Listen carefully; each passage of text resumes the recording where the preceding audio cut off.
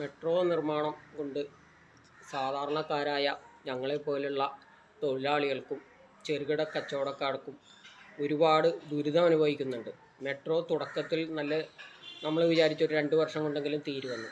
ഈ നിലയിൽ മെട്രോ നിർമ്മാണം കടന്നു പോവുകയാണെങ്കിൽ ഒരു 5 വർഷമായാലും നമ്മൾക്ക് ഇതിൽ നിന്നൊരു മോചനം ഉണ്ടാവില്ല.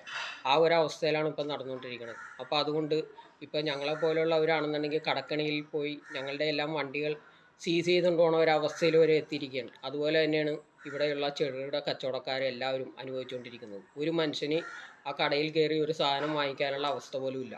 വെറുതെ വാടകയും കൊടുത്തിരിക്കുന്ന ഒരവസ്ഥയിലാണ്. ഇപ്പോൾ ഞങ്ങൾക്ക് നിലവിലുള്ള സ്റ്റാൻഡ് പോലും ഇല്ല.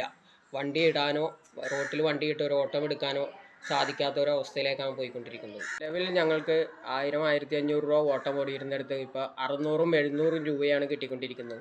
വണ്ടിയുടെ മെയിൻ്റനൻസിന് പോലും തികയാത്ത ഒരവസ്ഥയിലേക്കാണ് പോയിക്കൊണ്ടിരിക്കുന്നത്. CCകൾ മുടങ്ങി പലരും വണ്ടി കടക്കെണിയിലായിക്കൊണ്ടിരിക്കുകയാണ്. പലിശക്കാരുടെ കയ്യിൽ നിന്ന് പലിശക്ക് കടമെടുത്താണ് ഓരോരുത്തരും ടെസ്റ്റ് വരെ നടത്തിക്കൊണ്ടിരിക്കുന്നത്. ഇതിനൊരു മാറ്റം ഉണ്ടാവണമെങ്കിൽ ഞങ്ങൾക്ക് എന്തെങ്കിലും ഒരു ശാശ്വതമായ ഒരു മൊറട്ടോറിയം മുനിസിപ്പാലിറ്റിയുടെ ഭാഗത്തു നിന്നോ സർക്കാരിൻ്റെ ഭാഗത്തു നിന്നോ മെട്രോ അധികാരികളുടെ ഭാഗത്തു നിന്നോ ഞങ്ങൾക്ക് അനുവദിച്ച് കിട്ടേണ്ടതുണ്ട്.